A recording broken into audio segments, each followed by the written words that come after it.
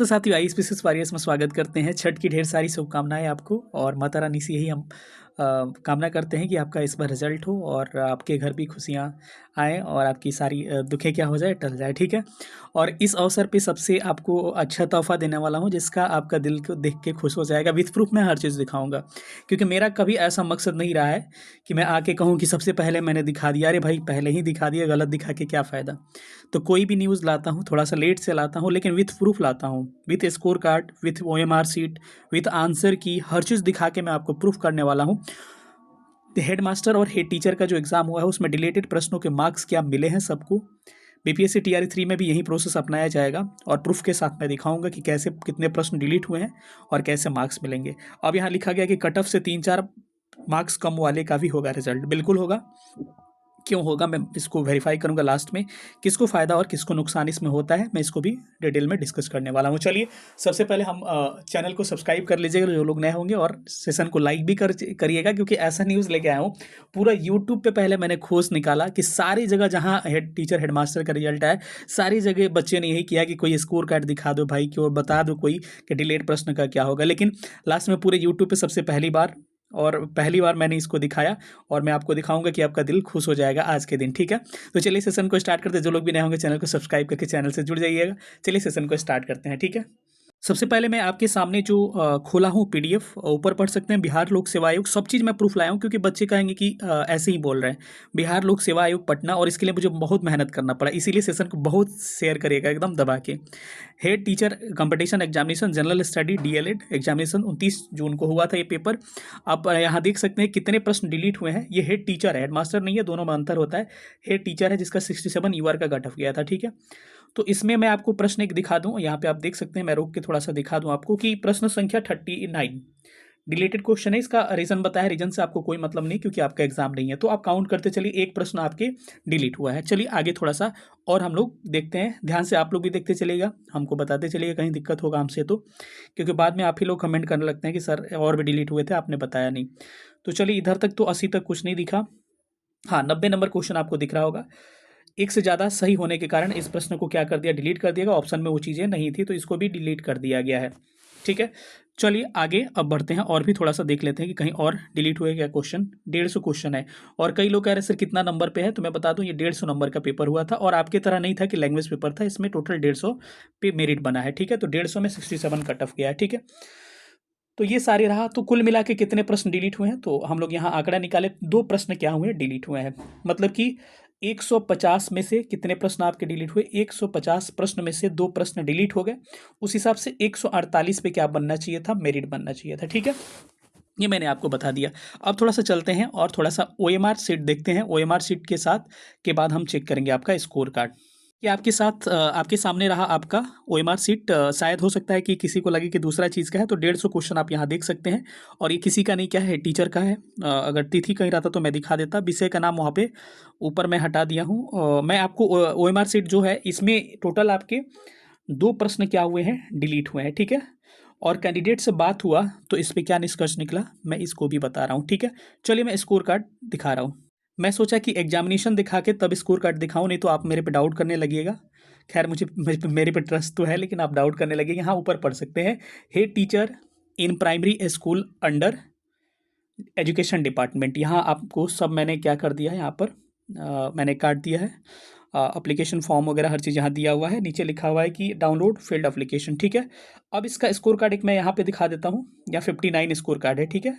Paper 1 में मिले हैं 36 नंबर, पेपर 2 में मिले हैं सब्जेक्ट 2 में। एक आपका DLED वाला था, और एक दूसरा क्या था, GS जनरल स्टडीज़ का था, उसमें 23 नंबर मिले हैं। ठीक है। अब टोटल मिले हैं, दोनों जोड़िएगा तो 59 मार्क्स मिले हैं। चलिए एक बड़ा मैं दिखा दे रहा हूँ आपको। छोटा मैं इसलिए दिखा दिया कि किसी को लगेगा वहाँ से कट करके लाए हुए हैं, नहीं लाए हैं, कहीं और का है। 36 नंबर से पेपर 1 में मिला है, पेपर 2 में आपको सब्जेक्ट 2 में 23 नंबर, दोनों को जोड़िएगा तो 6 3 9 और 3 2 5 कितने मिले हैं, 59 नंबर मिले हुए हैं। अब इन कैंडिडेट्स इनसे हमने बात किया, तो इन्होंने बताया कि देखिए एक्चुअली क्या था, मेरा डिलीट क्वेश्चन को हटा के टोटल एग्जैक्ट सही कितने थे, 57 नंबर के सही थे। यानी उस हिसाब से देखा जाए, अगर 148 पे कैलकुलेट हुआ होता तो इन कैंडिडेट को कितना मिला होता, 57 मार्क्स मिला होता, लेकिन इनको मिला है 59 मार्क्स। तो कितना हुआ, 57 और +2 कितना हुआ, 59 नंबर हो गया। यानी कि कंक्लूज़न यही निकला कि डिलीटेड प्रश्न के चाहे हेड टीचर हो गया, हेड टीचर का है, हेडमास्टर में भी यही हुआ है, हमने पता करवाया। तो हेड टीचर और हेडमास्टर के दोनों में आपके जितने भी प्रश्न डिलीट हुए हैं उसका मार्क्स मिला हुआ है, ठीक है। ये कंफर्म हो गया, आप यहाँ से देख सकते हैं कि जितने भी प्रश्न डिलीट हुए हैं सबका मार्क्स मिला हुआ है, घबराने की बिल्कुल ज़रूरत नहीं है, ठीक है। अब चलिए मेन पेज पे चलते हैं। अब हम लोग आते हैं, बात करते हैं कि कैंडिडेट का मार्क्स कितना था, कह सकते हैं कि रो मार्क्स कह सकते हैं। मार्क्स कितना था, 57 था, लेकिन 2 प्रश्न डिलीट होने के कारण उनको कितना मिल गया, टोटल 59 मार्क्स। यानी जितने लोगों ने पेपर दिया होगा उनका जो प्रश्न सही होगा उसमें क्या किया गया होगा, 2 मार्क्स जोड़ दिया हो गया होगा, ठीक है। अगर पिछला ट्रैक रिकॉर्ड देखा जाए टीआरई 2 का, तो टीआरई 2 में मैंने 1 में तो नहीं देखा, लेकिन टीआरई 2 में भी मैंने देखा कि मार्क्स क्या किए गए हैं, ऐड किए गए हैं, ठीक है। तो ओवर कंक्लूजन यही निकलता है कि टीआरई 3 में भी आपके क्या होंगे, टीआरई 3 में भी मार्क्स आपके जुड़ेंगे। सबसे पहले मैं उन कैंडिडेट से माफ़ी मांगना चाहता हूं, क्योंकि देखिए जहां मेरे से गलती होती मैं रियली सॉरी, एक्सट्रीमली सॉरी बोलता हूं, ठीक है। एक्चुअली मेरे से क्या हुआ था कि एक कैंडिडेट ने कमेंट किया था, लेकिन कमेंट का तरीका भी होना चाहिए। उन्होंने कहा था कि आपको मैंने बताया था डी में प्रश्न क्या होंगे, इसके मार्क्स नहीं मिलेंगे आपको, ठीक है। तो एक कैंडिडेट ने कहा था कि आपको जानकारी का अभाव है, ठीक है। बोलने का तरीका भी एक होता है, बोलते कि सर हमने देखा है टीआरई 2 में मार्क्स मिले हुए हैं और टीआरई 3 में भी मिलेंगे, ये तरीका हो सकता था। क्योंकि एक कैंडिडेट ने ऐसे ही बोला था, एक कैंडिडेट बोले थे, लेकिन वो बोलने का तरीका उनका सही नहीं था, तो मेरा भी मूड इधर उधर था, मैंने भी लिख दिया कि लग रहा है आपको जानकारी का अभाव। तो सबसे पहले मैं एक्सट्रीमली सॉरी बोलता हूँ उन कैंडिडेट से जिनको मैंने ये रिप्लाई दिया था और जिनको मैंने बोला था कि आपको ज़्यादा जानकारी का अभाव है, उन्होंने बिल्कुल सही बताया था।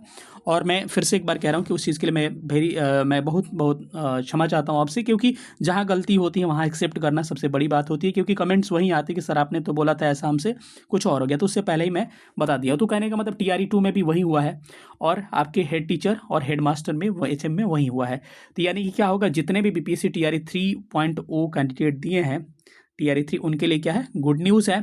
और मैंने एक चीज़ लिखा हुआ है कि आपके 2-3-4 मार्क्स कम वाले का रिजल्ट होगा। क्यों, किन का होगा, जो मैंने कटअप बताया, नीचे मैं पिन कर दे रहा हूँ सारा अपना कटअप, पीआरटी का 6 to 8 का, टीजीटी पीजीटी का, सबका मैं कटअप नीचे आपको पिन कर दे रहा हूँ। और इसमें डिलेटेड प्रश्न के साथ आपका क्या होगा, आपके मार्क्स मिलेंगे। अब मार्क्स मिलेंगे तो सबसे बड़ी बात ये हो जाती है कि ये जिनका 6-7 प्रश्न, जैसे संस्कृत में आपने देखा होगा कि मुझे याद नहीं है प्रॉपर कि पीजीटी में कि टीजीटी में, आप मुझे करेक्ट कर लीजिएगा, कि 6-7 प्रश्न डिलीट हुए थे।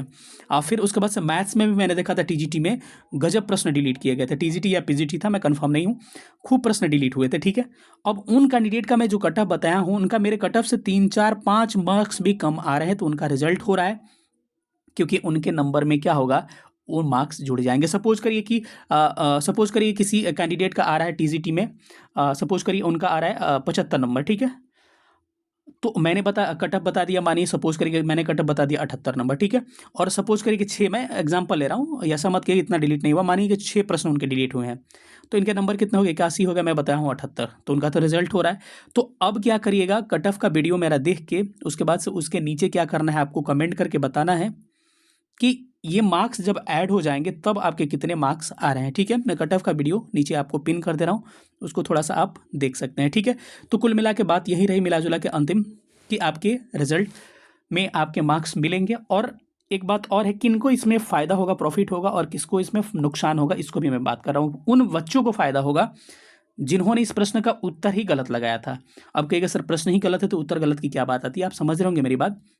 जैसे गोंडवाना लैंड वाला प्रश्न दिया था, ऐसा प्रश्न होता है जिसको आयोग सोच के देता है कुछ और उसका आंसर सही वाले बच्चे वहीं लगाते हैं, लेकिन प्रश्न में थोड़ा सा मिस्टेक होने के कारण वो प्रश्न का आंसर कुछ और हो जाता है, आंसर आता ही नहीं है, और ये बच्चों को इसके आइडिया ही नहीं होता। इन बच्चों को आइडिया होता है लेकिन इनको आइडिया नहीं, तो सबसे फायदा उनको सबसे ज़्यादा इनको होने वाला है, क्योंकि ये तो बेचारा जानकारी रखते थे उस प्रश्न का, लेकिन ये इनके पास नहीं था, फिर भी इनको नंबर मिल रहा है, तो इसमें इनको फायदा होगा। यही सेशन था, मैं आपको कट ऑफ का वीडियो नीचे पिन कर देना, वहाँ से कट ऑफ का वीडियो मेरा देख सकते हैं। जो लोग भी नए होंगे, अगर उनको सही लगा इन्फॉर्मेशन तो चैनल को सब्सक्राइब कर दीजिएगा। और एक डाटा बस फीमेल वाला अदर स्टेट का, ये मैं क्लियर नहीं कर पा रहा हूँ, तब तक इसको क्लियर नहीं करूँगा जब तक मुझे कंफर्म जानकारी नहीं मिल जाती है। जिस दिन मैं इस पर डायरेक्ट वीडियो लाऊंगा, समझ जाना कि वो एकदम 100% श्योर है, प्रूफ के साथ में वीडियो लाऊंगा, ठीक है। तो जो लोग भी नए होंगे चैनल को सब्सक्राइब करके जुड़ जाइएगा। मिलेंगे अगले सेशन में, तब तक अपना ख्याल रखिएगा और अच्छे से त्यौहार सेलिब्रेट करिएगा। थैंक यू सेशन के लिए बहुत बहुत धन्यवाद। Thank you so much. जय हिंद।